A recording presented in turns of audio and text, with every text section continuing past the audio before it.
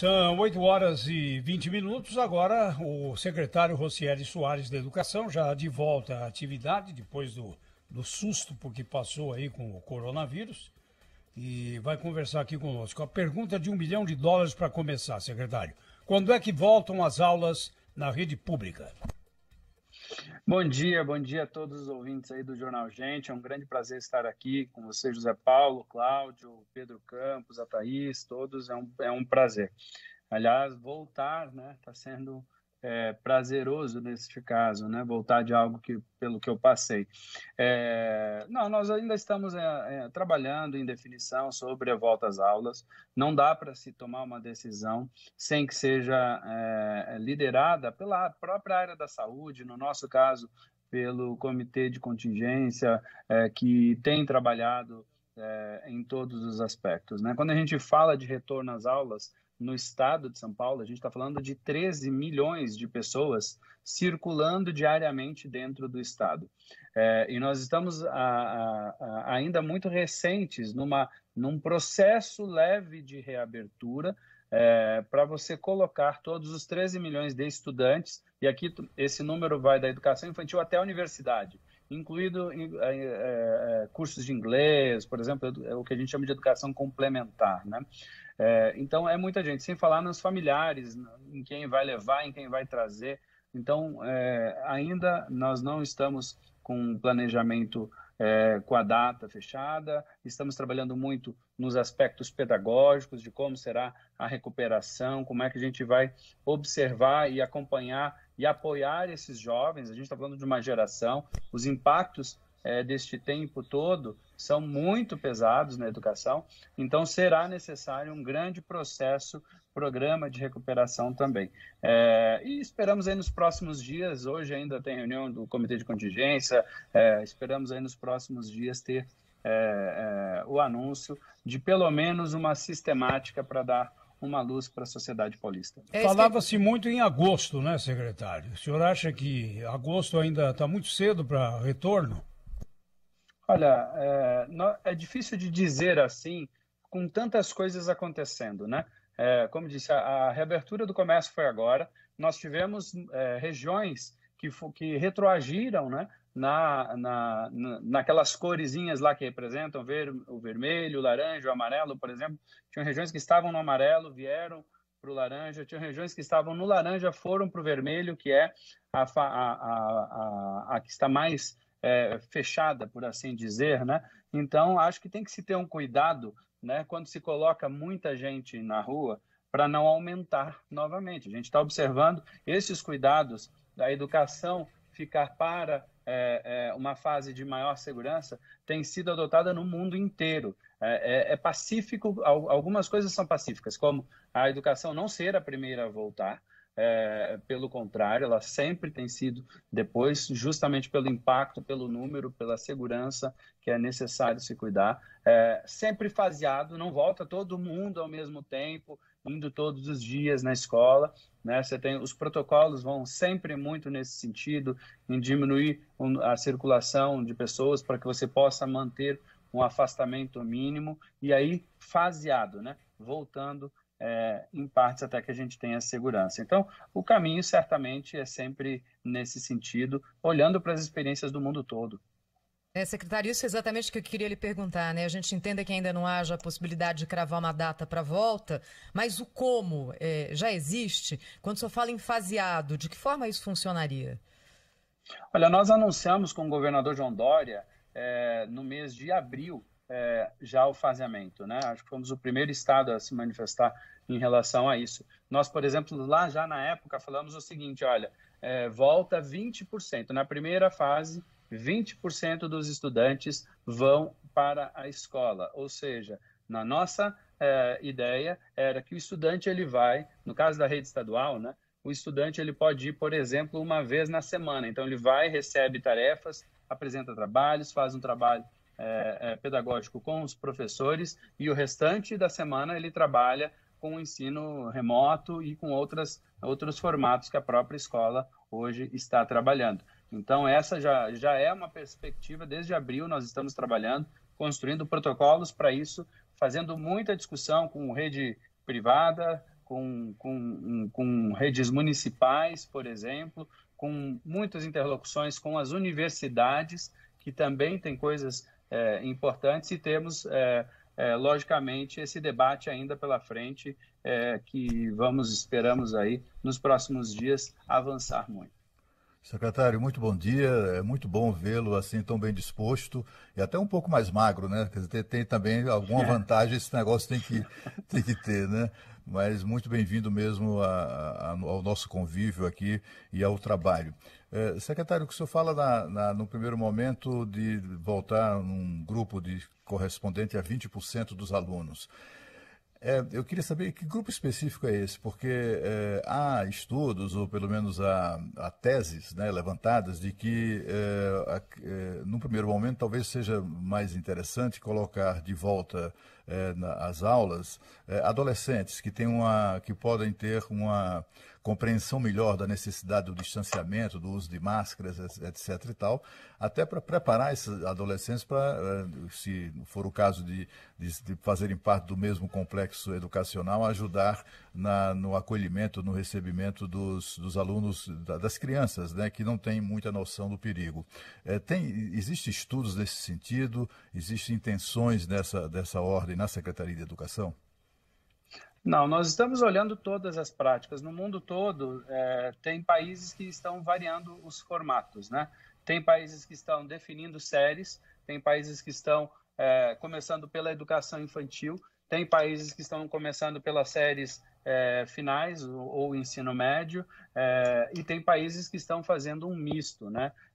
Nós estamos avaliando todas as possibilidades, né? Mas a ideia primeira delas é que a gente não traga todo mundo. Isso é o consenso, isso a gente já sabe que vai ser assim também. Logicamente que tem estudos, por exemplo, hoje falando no mundo que a chance de contaminação de crianças mais novas não é alta, né? É muito baixo. Então, por isso voltaram em alguns lugares. Em outros lugares, consideraram que a autonomia do jovem em se organizar era um fator mais importante para dar mais segurança. Ou seja, o jovem consegue seguir melhor os protocolos. Então, voltaram. E isso tudo também tem considerações importantes em relação ao calendário escolar. E aí, quando a gente analisa um país que está voltando primeiro isso ou primeiro aquilo, depende muito também da condição. O hemisfério norte tem um calendário escolar que não começa no início do ano como a gente, começa na metade do ano. Então, o formato e as preocupações acabam se diferenciando um pouquinho mais para um lado ou para o outro, dependendo do perfil do calendário mesmo. Secretário Rocieli Soares, é o Pedro Campos. Só para a gente encerrar esse capítulo aí, volta às aulas no ensino público e no ensino privado. Pode haver diferença? Pelo menos a certeza que tudo vai voltar ao mesmo tempo a gente tem? Como é que é essa conversa, esse diálogo com a rede privada de ensino? Não, nós estamos sempre olhando o conjunto como um todo, estamos discutindo, estamos à mesa com eles, com representação dos sindicatos das escolas particulares, trabalhando junto com a gente, discutindo, isso é fundamental. Mas a ideia é que a gente sempre trabalhe com o sistema de educação que vai desde a educação infantil, como eu disse, até a universidade, né? Então, eu acho que o sistema como um todo precisa estar organizado, porque no final das contas, nós temos sim os aspectos educacionais, mas fundamentalmente a gente tem que olhar para os impactos na sociedade de forma geral. Somente a volta no transporte público de forma geral impacta em quanto, né? As pessoas circulando. Então, e aí são estudos da área da saúde que não são exatamente da minha área, mas são a área da saúde, por exemplo, que vai determinar os limites e os formatos disso. Secretário de Educação do Estado de São Paulo, Rocieli Soares, hoje aqui conosco no Jornal da Bandeirante Gente.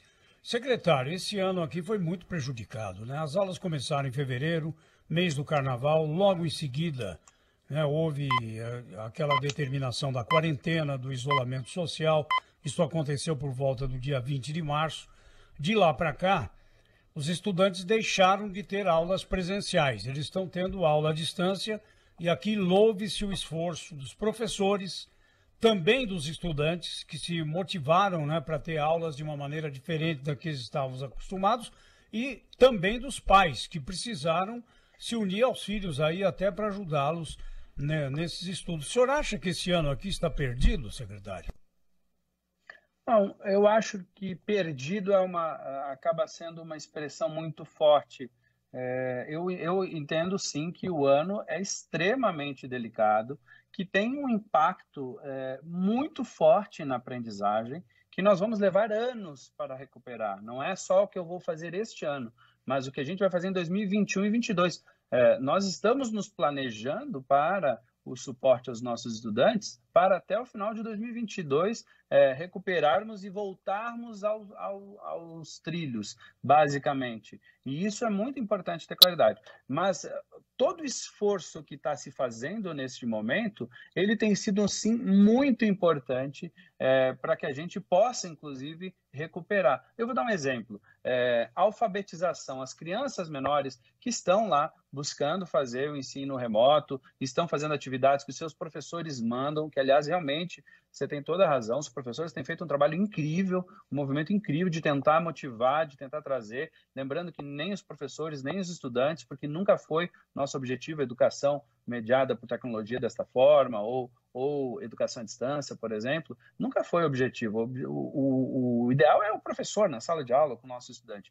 Mas um jovem, uma criança que está na alfabetização, que não tem autonomia, ainda que, por exemplo, nós enviamos livros e materiais para as casas, ainda que ele pelo menos tenha contação de história, que ele tenha pelo menos a prática da leitura em algum momento com a família, e mesmo se a mãe não souber ler, que ela conte histórias para a criança, ela está preparando para o retorno à escola, ajudando nesse sentido a preparar para que a gente recupere a alfabetização, né, recupere o tempo e consiga dar a alfabetização destas crianças. Então, não se perde nesse sentido. Mas é lógico, o impacto em relação à educação é brutal, né? Nós temos aí muito desafio pela frente, todo o nosso planejamento, daqui até 2022, ele vai estar voltado a um outro olhar, diferente do que a gente tinha planejado este ano, por exemplo, né? Nós vamos ter que, sim, nos adaptar a longo prazo também para superarmos este momento. Secretário Rocieli Soares, o senhor acabou de passar aí, de pular uma fogueira, como se diz no Nordeste, né? O senhor enfrentou, foi diagnosticado com Covid-19 e enfrentou essa situação. Eu gostaria que o senhor compartilhasse conosco esses momentos, né? Como o senhor descobriu, ou como verificou os primeiros sintomas e o que o senhor passou, assim, foi um drama, eu imagino ter sido um drama daqueles que não, eu imagino assim, né? A gente fala, mas não pode imaginar o que significa isso, né? Para a família, para o próprio paciente, o temor de que aquilo se agrave. E o senhor sendo alguém tão jovem, né? Eu queria que o senhor compartilhasse conosco aqueles momentos aflitivos, por favor. Cláudio, foi realmente uma experiência, assim, foi um susto gigantesco, né? Eu estava trabalhando muito mais de casa, sempre priorizando os trabalhos remotos, né? Indo para a escola de formação quando era necessário, para poucas reuniões que foram necessárias, assim, que fossem necessárias à época, e estava indo bem. Eu comecei a ter alguns sintomas leves, um pouco de cansaço, uma tosse que ainda tenho, e essa tosse ficou poucos dias assim e começou a subir um pouco a temperatura, aquele estado pré-febril, né? E chegou num sábado, realmente eu fiquei com muitas reuniões direto, né? Inclusive sobre protocolos e tudo mais. E aí, nesse sábado eu fiquei muito ruim. No domingo veio febre, na segunda-feira um cansaço gigantesco no corpo, na terça-feira, então, foi quando eu fui fazer o exame, né? E a médica, a hora que foi fazer o exame, disse: você vai ter que ir para o hospital, porque você está você provavelmente está com coronavírus e é melhor que você vá para o hospital. Eu fui para o hospital para fazer uma consulta médica, né? Não fui para o hospital imaginando que eu pudesse ser internado. E aí os médicos lá, quando bateram o olho, eu disse: olha, apesar de alguns indicadores aqui não estarem tão ruins, clinicamente a gente entende que é melhor você ficar sob observação. Eu sou diabético, tenho psoríase, tem algumas doenças aí que podem ser complicadoras, né? E aí eu acabei sendo internado, e a partir dali foi só susto, né? Chegando até a UTI, foram assim, muita dificuldade de respirar, muita dificuldade no corpo, dor, assim, enfim. Eu nunca tinha ficado tanto tempo no hospital, nunca tinha ido para uma UTI, tudo isso assusta muito, e a família, logicamente, sofrendo. Eu tenho a graça de Deus de ter tido aí o apoio de toda a comunidade escolar, recebi muitas, mas isso ajudou muito, né? As mensagens de apoio, mensagens de familiares e de amigos de todo o país, então, mas especialmente aqui de São Paulo, foi muito importante para a minha recuperação. Secretário Rocieli Soares, secretário estadual de Educação de São Paulo, falando ao vivo com a gente aqui no Jornal Gente. Estou vendo a sua imagem aqui também no nosso YouTube, viu, secretário? Como diria minha avó, tá com uma cara boa, então a gente vê que o senhor já passou dessa e passou com folga, não é? Secretário, eu queria perguntar para o senhor se o senhor conhece o seu parceiro do Paraná, o também secretário de Educação, Renato Feder. O Cláudio Humberto trouxe ontem para a gente aqui em primeira mão a informação de que ele está sendo cotado para ser o próximo ministro da Educação, substituindo Abraham Weintraub. Hoje, Renato Feder almoça com o presidente Jair Bolsonaro em Brasília. O senhor já esteve com ele? Conhece alguma coisa do trabalho dele, secretário? Conheço, converso bastante com o secretário Renato Feder. Ele é daqui de São Paulo, né? Ele passou, inclusive, 1 ano na secretaria, antes de eu estar aqui, sem salário, mas ajudando como voluntário na secretaria. Justamente ele é apaixonado, ele queria conhecer educação, ele basicamente tem largado todos os seus negócios para se dedicar à educação, e ele acabou indo para esse desafio no Paraná e tem feito lá um grande trabalho. A gente convive bastante dentro do Conselho Nacional de Secretários, nas discussões, nos debates. Ele é muito focado lá na aprendizagem também, o que é bom, muito ligado ao uso de tecnologia na educação, né? Eles estão utilizando a mesma plataforma, a mesma metodologia de São Paulo, por exemplo, no ensino remoto, né? Nós começamos um pouquinho antes e eles acompanharam, a gente trabalhou muito em parceria nessa situação. Nós consideramos que é um bom nome, que vai ter diálogo e que vai ter foco, especialmente naquilo que precisa. Se for ele o nome, a gente considera que é um bom nome para a educação brasileira. Secretário Rocieli, esse ensino à distância, né, que foi descoberto, né, durante a pandemia e adaptou todo mundo da rede pública, da rede privada de ensino, de alguma forma será aproveitado pela educação brasileira, mesmo com a volta às aulas? Descobriu-se algo aí, algum modelo que pode ser utilizado para aprofundar o conhecimento, para melhorar o ensino brasileiro na avaliação do senhor? Pedro, eu acho que essa é uma pergunta super importante. Eu acho que tem muitos aprendizados e coisas que vieram para ficar, né? Eu converso muito com os professores, né? Antes de ir para o hospital, eu fazia lives dentro do próprio aplicativo com professores, com 15, 20 mil professores diariamente, peito aberto, respondendo perguntas e tudo mais. E este processo, por exemplo, me aproximou muito mais da rede. Outro grande legado, o ideal é o professor na sala de aula, lá na escola, com os nossos estudantes. Então, nada substitui a escola, nada substitui o professor, nada.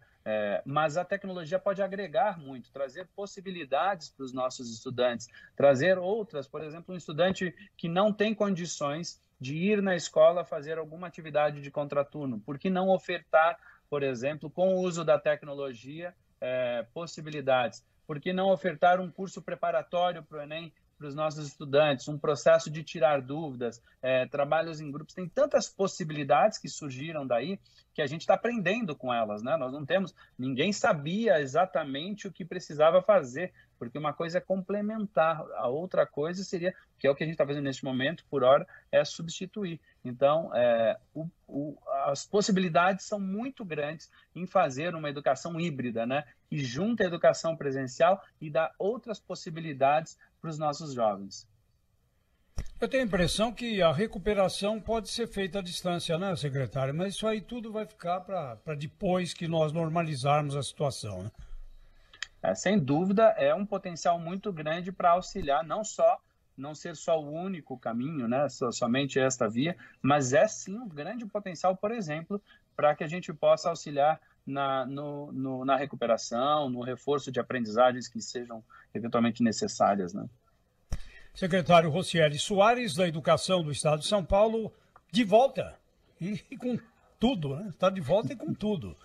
Ficamos satisfeitos aqui de vê-lo bem, viu, secretário? E vamos repetindo essas entrevistas, porque a educação é uma das grandes prioridades da nação. Secretário, eu tenho uma última pergunta ainda sobre o eventual novo ministro da Educação, né? Ele tem claramente uma experiência política, digamos assim, muito limitada. Ele tem pouco traquejo político, né? O senhor acha que isso vai ser um problema? Será um problema para o futuro ministro, confirmada a indicação do atual secretário estadual de São Paulo? E outra coisa é o seguinte, ministro, o senhor foi ministro da Educação, né? Então sabe exatamente o que o substituto do ministro demissionário vai enfrentar aí, né? Terá pela frente. Que tipo de avaliação, que tipo de, não digo conselho, né?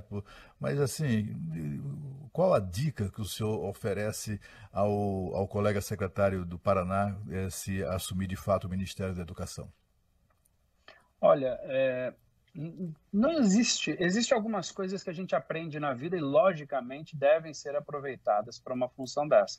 Mas tem algumas coisas que a gente só aprende estando em Brasília, estando nessa função. Por exemplo, é lógico que seja quem for o novo ministro vai precisar construir relações, né? O ministro tem que ter a capacidade de dialogar com o Congresso, com o Judiciário, mas especialmente com as instituições educacionais, seja com nós, secretários estaduais, com secretários municipais, com as universidades públicas e privadas, né, com os institutos federais, ou seja, é uma gama muito grande e o diálogo sempre foi fundamental e estratégico, especialmente para fechar uma agenda, né? Uma agenda comum, com foco especialmente na aprendizagem. Então, essas habilidades vão ser certamente exigidas seja quem for, do ministro, se for o Renato ou se for outra pessoa, né, que nós desejamos que seja uma boa pessoa e que tenha foco aí na educação, porque nós precisamos avançar e tenho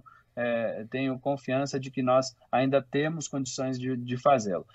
E aí, logicamente, então, essas habilidades vão ser extremamente exigidas. Eu acho que os grandes desafios para o ministro que vier, ou para a ministra que vier, eles estão muito focados ao que está acontecendo agora, né? Eu acho que nós estamos vivendo algo que é muito importante entender que trará problemas para a educação. Nós temos extrema limitação orçamentária daqui para frente. Então, o ministro vai ter que ser muito criativo para encontrar soluções, por exemplo, porque a gente vai estar vivendo praticamente uma recessão, né, a nossa economia sofrendo muito, né, precisamos salvar vidas agora, mas nós vamos ter que enfrentar isso. Então, vai ter que se construir com muito diálogo soluções para o que se apresenta. Vai ter que se falar muito de como que a gente recupera em nível nacional. O MEC precisa liderar, por exemplo, este processo de recuperação da aprendizagem no Brasil inteiro. E esse desafio é brutal, é gigantesco, é uma geração que a gente está discutindo agora com a pandemia, né? Então, os desafios aí estão postos num momento que, logicamente, nós precisamos dessa liderança do Ministério da Educação, e aí o futuro ministro precisa aprender rápido. Seja quem for, quem chegar lá vai precisar chegar e jogar muito rápido para que o Brasil não perca tempo. Nós já estamos indo para o final de 2020, temos mais 2 anos e meio aí de gestão e é preciso entregar coisas na educação e enfrentar toda essa situação que a gente está enfrentando agora com a pandemia. Bom dia, secretário, e até a próxima. Bom dia a todos, muito obrigado, um grande abraço, se cuidem aí e em breve esperamos ter novidades. Tchau, tchau.